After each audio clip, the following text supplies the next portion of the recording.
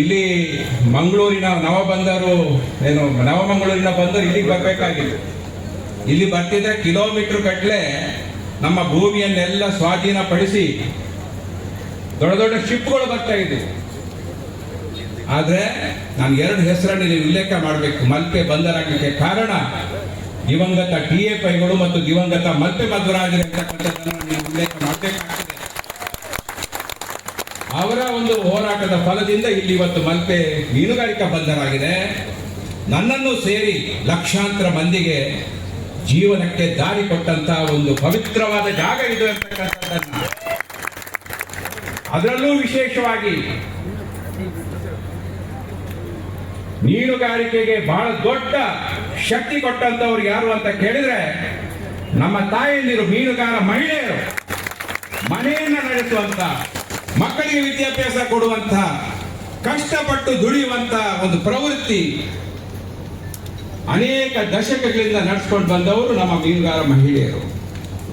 ಅತ್ಯಂತ ಪ್ರಾಮಾಣಿಕರು. ಮೀನುಗಾರ ಮಹಿಳೆಯರಿಗೆ ಸಾಲ ಕೊಟ್ಟರೆ 100ಕ್ಕೆ 100 ವಸೂಲಾತಿ ಆಗುವಂತಹ ಒಂದು ಸಾಲ ಯಾವುದಿದ್ರೆ ಅದು ಮೀನುಗಾರ ಮಹಿಳೆಯರಿಗೆ ಕೊಟ್ಟಂತಹ ಸಾಲ ಇರ್ತಕ್ಕಂಥದ್ದನ್ನ ನಾನು ಈ ಸಂದರ್ಭದಲ್ಲಿ ಹೇಳಲಿಕ್ಕೆ ಬಯಸ್ತೇನೆ. ಇವತ್ತು ದುಡಿದು ತಿನ್ನುವಂತ, ಪ್ರಾಮಾಣಿಕವಾಗಿ ದುಡಿದು ತಿನ್ನುವಂತ ಒಂದು ಪ್ರವೃತ್ತಿ ಮೀನುಗಾರ ಮಹಿಳೆಯರದಾಗಿದೆ. ನಾನು ಕೇಳ್ತಾ ಇದ್ದೀನಿ SP ಅವರಿಗೆ, ಹೆಚ್ಚಿನ ಅಂಶ ಉಡುಪಿ ಜಿಲ್ಲೆಯ ಇತಿಹಾಸದಲ್ಲಿ ಉಡುಪಿ ಜಿಲ್ಲೆಯವರೇ ಕೊನೆಯ ಉಸ್ತುವಾರಿ ಮಂತ್ರಿ ನಾನೇ ಆಗಿದ್ದೆ 2018. ನನ್ನ ನಂತರ ಬಂದವರೆಲ್ಲ ಹೊರಗಿನವರೇ ಬಂದರು. ಅವರಿಗೆ ಮಲ್ಪೆ ಮೀನುಗಾರಿಕೆ ಬಂದರಂದ್ರೆ ಏನು, ಮೀನುಗಾರಿಕೆ ಅಂದ್ರೆ ಏನು ಅಂತ ಗೊತ್ತಿಲ್ಲದಂತಹ ಉಸ್ತುವಾರಿ ಮಂತ್ರಿಗಳು ಬಂದಿರೋದ್ರಿಂದ ಈ ರೀತಿ ಅನಾಹುತ ನಡೆದಿದೆ. ಎಲ್ಲೋ ಬೆಂಗಳೂರಿನಲ್ಲಿ ಕೂತ್ಕೊಂಡು ಲಕ್ಷ್ಮೀ ಹೆಬ್ಬಾಳ್ಕರ್ ಅವರು ಹೇಳಿಕೆಯನ್ನ ಕೊಡ್ತಾರೆ, ನನಗೆ ದಿಗ್ಭ್ರಮೆ ಆಗಿದೆ ಅಂತ. ಮುಖ್ಯಮಂತ್ರಿಗಳು ಹೇಳಿಕೆ ಕೊಡ್ತಾರೆ, ನನಗೆ ದಿಗ್ಭ್ರಮೆ ಆಗಿದೆ ಅಂತ. ಮುಖ್ಯಮಂತ್ರಿಯ ಜಿಲ್ಲೆ ಮೈಸೂರಿನಲ್ಲಿ 300 ಜನ ಸೇರಿ ಪೊಲೀಸ್ ಸ್ಟೇಷನ್ಗೆ ಬೆಂಕಿ ಹಾಕುವಾಗ ಮುಖ್ಯಮಂತ್ರಿಗೆ ದಿಗ್ಭ್ರಮೆ ಆಗಲಿಲ್ಲ. SP ಹತ್ರ ಕೇಳ್ತಿದ್ದೇನೆ, ನಿಮ್ಮ ಮನೆಗೆ ಕಳ್ಳರು ಹೋಗಿದ್ರೆ ಆ ಕಳ್ಳರನ್ನ ಪೂಜೆ ಮಾಡ್ತೀರಾ ನೀವು? ಮಂಗಳಾರತಿ ಎತ್ತಿ ಪೂಜೆ ಮಾಡ್ತೀರಾ? SP ಅವರೇ, ನಮ್ಮ ಮನೆಗೆ ಕಳ್ಳರು ಬಂದ್ರೆ ನಾವು ಏನ್ ಮಾಡ್ತೀವಿ? ಪೊಲೀಸರು ಬರ್ಲಿಕ್ಕೆ 5-6 ಗಂಟೆ ತಡ ಇದ್ರೆ ಏನ್ ಮಾಡ್ತೀವಿ? ಕಟ್ಟಿ ಹಾಕಲೇಬೇಕು. ಕಳ್ಳರನ್ನ ಕಟ್ಟಿ ಹಾಕಲೇಬೇಕು. ಮತ್ತೇನ್ ಮಾಡ್ಲಿಕ್ಕಾಗತ್ತೆ? ಏನು ಅವರಿಗೆ ಏಟಂದ್ರೆ ಮಚ್ಚಿನಲ್ಲಿ, ಖಡ್ಗದಲ್ಲಿ, ತಲವಾರು. ನಿಮಗೆ ಡ್ರಗ್ಸ್ ಅನ್ನ ಕಂಟ್ರೋಲ್ ಮಾಡ್ಲಿಕ್ಕೆ ಆಗುದಿಲ್ಲ ಈ SPಗೆ.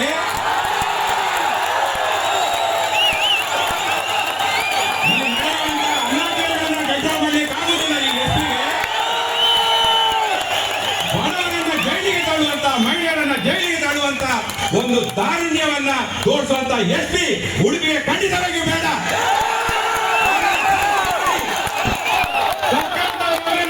ಮಾಡಬೇಕು. ಎಂತೆಂಥ SP ಅನ್ನು ನಾವು ನೋಡಿದ್ದೇವೆ. ಅನ್ನಮಾಲಿನಂತ SP ಅನ್ನು ನೋಡಿದ್ದೇವೆ. ಇವನು ಯಾವ ಲೆಕ್ಕ? ಏನಂತ ಹೇಳ್ತಿದ್ದಾರೆ ಇವ? 62 ಅಮಾಯಕ ಕಾನ್ಸ್ಟೇಬಲ್ ಅನ್ನ ಸಸ್ಪೆಂಡ್ ಮಾಡಿದ್ದಾನೆ. ಗುಬ್ಬಿಯ ಮೇಲೆ ಬ್ರಹ್ಮಾಸ್ತ್ರ ಹಾಡುವಂತ SP ಇವನು. ಅವನು ಉಡುಪಿಗೆ ಬಂದಾಗ ಹೇಳಿದ, ಉಡುಪಿಗೆ ಬಂದಾಗ ನಾನು ಹೇಳಿದೆ ಅವನಿಗೆ, ನೋಡಪ್ಪ ಅನ್ನಮಲೆ ಅಂತ SP ಬಂದಾಗ, ನಮ್ಮಲ್ಲಿ ಕೋಲಗಳಾದಾಗ, ದೈವದೇವರ ಚಾಕ್ರಿ ಆದಾಗ ಒಂದು ಕೋಳಿ ಅಂಕ ಅಂತ ನಡೀತದೆ. ಯಶ್ಪಾಲ್ ಅವ್ರ ಮನೆ ವಿಧಾನಸಭೆಯಲ್ಲಿ ಪ್ರಸ್ತಾಪ ಮಾಡಿ ಹೋವಾಗ ಕೋಲ ಅನ್ನಗ ನೇಮೋತ್ಸವ ಅನ್ನಗ ಈ ಕೋಳದ ಕಟ್ಟ ಮಕ್ಕಳು ಸಂಪ್ರದಾಯ ಬ್ರಿಟಿಷರ್ ಬರ್ತಾರೆ. ಒಮ್ಮೆ ಬಿಡೋದು SP. ನಾನು ಹೇಳಿದೆ SPಗೆ, ನಾನು ನಿಮ್ಮ ಹತ್ರ ಏನೂ ಬೇಡಿಕೆ ಇಡೋದಿಲ್ಲ. ಕಳ್ಳರನ್ನ ಹಿಡಿ, ಸುಳ್ರನ್ನ ಹಿಡಿ, ಯಾರನ್ನು ಹಿಡಿ, ಆದ್ರೆ ಕೋಳಿ ಅಂತ ಒಂದು ಅವಕಾಶ ಕೊಡು. ಅನ್ನಮಲೆ ಕೂಡ ಕೊಟ್ಟಿದ್ದಾರೆ. ನಾನು ಹೇಳಿ ಕೇಳೋದಿಲ್ಲ ಈ ಮನುಷ್ಯತ್ವ ಇಲ್ಲದಂತ SP ನಮಗೆ ಅಗತ್ಯವಿಲ್ಲ ಈ ಜಿಲ್ಲೆಗೆ.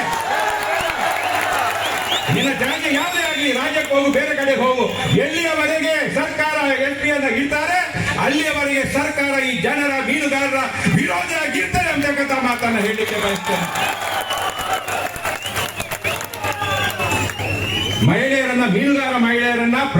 ಬೇಕಾಗಿ ದುಡ್ದು ತಿನ್ನುವಂತ ಮಹಿಳೆಯರನ್ನ ಜೈಲಿಗೆ ಹಾಕುವುದಂದ್ರೆ ಬಹಳ ಸುಲಭ ಅಂತ ಎನ್ಸ್ಕೊಂಡಿದ್ದೀರಾ ನೀವು? ಇದು ನಿಮ್ಮ ಪೌರುಷವ? ಇದು ನನ್ನ ಪ್ರಶ್ನೆ. ನಾನು ಸರ್ಕಾರಕ್ಕೆ ಆಗ್ರಹ ಮಾಡ್ತಿದ್ದೇನೆ. ನಾವೀಗ 2-3 ದಿವಸದಲ್ಲಿ ಮುಖ್ಯಮಂತ್ರಿಯನ್ನು ಭೇಟಿ ಆಗಬೇಕಿದೆ. ಈ ಮುಖ್ಯಮಂತ್ರಿ ಹೇಳಬೇಕಾಗಿದೆ, ಇಲ್ಲಿ ಬಂದರ್ನಲ್ಲಿ ಸಾವಿರಾರು ಜನ ದುಡಿತಾರಲ್ಲ, ಮಲ್ಪೆಯಲ್ಲಿ ಅದು ಮೊಗವೀರರಿರ್ಲಿ, ಬಿಲ್ಲವರಿರ್ಲಿ, ದಲಿತರಿರ್ಲಿ, ಬೇರೆ ಬೇರೆ ಜಾತಿ ಧರ್ಮದವರಿರ್ಲಿ, ಉದ್ಧಾರ ಆದದ್ದು ಯಾರಿಂದ? ಬಂದರ್ನಿಂದ. ಇವತ್ತು ದೊಡ್ಡ ಹೇಳಿಕೆ ಕೊಡುವಂತ ದಲಿತ ಮುಖಂಡರಿದ್ದಾರಲ್ಲ, ನಿಮ್ಮ ಕುಟುಂಬದವರು ಉದ್ಧಾರ ಆದದ್ದು ಯಾರಿಂದ? ನಿಮ್ಮ ನೆರೆಕೆರೆಯವರು ಉದ್ಧಾರ ಆದದ್ದು ಯಾರಿಂದ? ಯಾರಿಂದ? ಈ ಬಂದರ್ನಿಂದ. ಯಾವತ್ತಾದ್ರೂ ಜಾತಿ ಭೇದ ಮಾಡಿದಂತ ಬಂದರೆ ಇದು ಅಟ್ರಾಸಿಟಿ ಕೇಸ್ ಆಗ್ತೀರಿ. ಅವ್ರು ರಘುಪತಿ ಭಟ್ರು ಹೇಳಿದಾಗೆ ಹೊಡೆದವಾಗ ಪಾಪ ಅವ್ರಿಗೆ SC ಮಹಿಳೆ ಅಂತ ಗೊತ್ತೇ ಇರ್ತಿರ್ಲಿಲ್ಲ. ಅಟ್ರಾಸಿಟಿ ಯಾವಾಗ ಆಗ್ತದೆ ಅಂದ್ರೆ ನನಗೆ ಗೊತ್ತಿರ್ಬೇಕು, ಈತ SC ಅಂತ ಗೊತ್ತಿದ್ದು ನೀನು ದಲಿತ ಆಗಿದ್ದಿ ಅಂತ ನಾನು ಹೊಡೆದ್ರೆ ಮಾತ್ರ ಅಟ್ರಾಸಿಟಿ, ಇಲ್ಲದ್ರೆ ಅಟ್ರಾಸಿಟಿ ಆಗಲ್ಲ. ತಿಳಿದು ಹೊಡೆದ್ರೆ, ತಿಳಿದು ಆಕ್ರೋಶ ಮಾಡಿದ್ರೆ, ಅತ್ಯಾಚಾರ ಮಾಡಿದ್ರೆ, ತೊಂದರೆ ಕೊಟ್ರೆ ಅದು ಅಟ್ರಾಸಿಟಿ. ತಿಳಿಯದೆ, ಯಾವ ಜಾತಿ ಯಾವ ಧರ್ಮ ಅಂತ ತಿಳಿಯದೆ ಕಳ್ಳತನ ಮಾಡಿದಂತ ಒಂದು ಉದ್ದೇಶದಿಂದ ನಾನು ಮಂತ್ರಿ ಆಗಿದ್ದೆ 2018ರಲ್ಲಿ. ಅಲ್ಲಿ ಮೀನು ಒಣಗಿಸ್ತಾರಲ್ಲ ಆ ಪ್ರದೇಶಕ್ಕೆ ನಾನು ಭೇಟಿ ಕೊಡ್ಲಿಕ್ಕೆ ಬಂದಿದ್ದೆ. ಆಗ ಪಾಪ ಅಲ್ಲಿ ಮಹಿಳೆಯರು ಹೇಳಿದ್ರು, ನಮ್ಮ ಮೀನನ್ನೆಲ್ಲ ಕದ್ಕೊಂಡು ಹೋಗ್ತಾ ಇದ್ದಾರೆ, ಒಂದು ಹೈಮಾಸ್ ಲೈಟ್ ಹಾಕಿ ಇಲ್ಲಿ ಕತ್ತಲೆ ಇದೆ ಅಂತ. ಅಂದ ತಕ್ಷಣಕ್ಕೆ ಹೈಮಾಸ್ ಲೈಟರ್ನಲ್ಲಿ ಹಾಕುವಂತ ಪರಿಸ್ಥಿತಿಯನ್ನ ನಿರ್ಮಾಣ ಮಾಡಿದ್ದಾರೆ. ಇಲ್ಲಿ ವರ್ಷಾನುಗಟ್ಟಲೆ ಕಳ್ಳತನ ಆಗ್ತಾ ಇದೆ, ಬೇರೆ ಬೇರೆ ರೀತಿಯ ಕಳ್ಳತನ ಆಗ್ತಾ ಇದೆ. ಪೊಲೀಸರು ಸತ್ತಿದ್ದೀರಾ ನೀವು? ಮಲ್ಪೆ ಬಂದರೆ ನಿಮ್ಮ ವ್ಯಾಪ್ತಿಗೆ ಬರೋದಿಲ್ವಾ? ಮಲ್ಪೆ ಬಂದರೆ ನಿಮ್ಮ ವ್ಯಾಪ್ತಿಗೆ ಬರೋದಿಲ್ಲ. ಕಳ್ಳತನ ಯಾರು ನಿಲ್ಲಿಸಬೇಕಾಗಿತ್ತು? ಮಹಿಳೆ ನಿಲ್ಸೋದಲ್ಲ, ನೀವು ಪೊಲೀಸರು ಶೆಲ್ಟರ್ ನಿಲ್ಲಿಸಬೇಕಾಗಿತ್ತು. ಯಾಕೆ ನಿಲ್ಲಿಸಲಿಲ್ಲ? ನಿಮ್ಮ ವೈಫಲ್ಯಕ್ಕಾಗಿ ನಮ್ಮ ಮಹಿಳೆಯರನ್ನು ಹೋಗಿ ಜೈಲಲ್ಲಿ ಇಡ್ತೀರಾ? ಇದು ನಿಮ್ಮ ಪೌರುಷವ? ಸುಮ್ಮನೆ ಕೂತ್ಕೊಳ್ಳೋ ಪರಿಸ್ಥಿತಿ ಇಲ್ಲ. ಈ ಒಂದು ಸಣ್ಣ ಘಟನೆಯನ್ನು ವೈಭವೀಕರಿಸ್ತೀರಲ್ಲ, ಬಹಳ ದೊಡ್ಡ ಘಟನೆಯಂತೆ ಆ ವೈಭವೀಕರಿಸ್ತಕ್ಕಂಥ ವಾಟ್ಸಪ್ನ ಯಾರ್ಯಾರಿದ್ದಾರೆ ಮತ್ತು ವಿಶೇಷವಾಗಿ ಇದಕ್ಕೆ ಕೆಲವು ಸಲ ಸುದ್ದಿಗಾರರಿಗೆ ಸುದ್ದಿ ಸಿಗದಿದ್ದಾಗ ಇದನ್ನೇ ಪುನಃ ಪುನಃ ಪುನಃ ಪುನಃ ತೋರಿಸೋದು. ಅವ್ರಿಗೆ ಬೇರೆ ಸುದ್ದಿ ಬರೋ ತನಕ, CD ಪ್ರಕಾರ ಇನ್ನೊಂದು ಬರೋ ತನಕ ಇದನ್ನೇ ತೋರಿಸ್ತಾ ಇದೆ. ಮಲ್ಪೆ ಬಂದರಿನ ಗೌರವಕ್ಕೆ ಚ್ಯುತಿ ತರುವ ಕೆಲಸವನ್ನು ಯಾರು ಮಾಡಬಾರದು. ಇದು ನನ್ನ ಮನವಿ. ಸಾವಿರಾರು ಜನರಿಗೆ ಉದ್ಯೋಗವನ್ನು ಕೊಟ್ಟಂತ ಬಂದರಿದ್ರು. ಹಾಗಾಗಿ ನಾನು ಹೆಚ್ಚಿಗೆ ಮಾತಾಡ್ಲಿಕ್ಕೆ ಬಯಸುವುದಿಲ್ಲ. ಮೀನುಗಾರ ಸಂಘ ಯಾವುದೇ ಸಂದರ್ಭದಲ್ಲಿ ಯಾವುದೇ ಒಂದು ಕೆಲಸಕ್ಕೆ ನನ್ನನ್ನು ಕರೆದಾಗ ನಾನು ನಿಮ್ಮ ಜೊತೆಗಿದ್ದೇನೆ. ಅಗತ್ಯವಿದ್ದರೆ SK ಕಚೇರಿ ಎದುರು ಧರಣಿ ಮಾಡುವುದಿದ್ದರೆ ಅಲ್ಲಿ ಒಂದು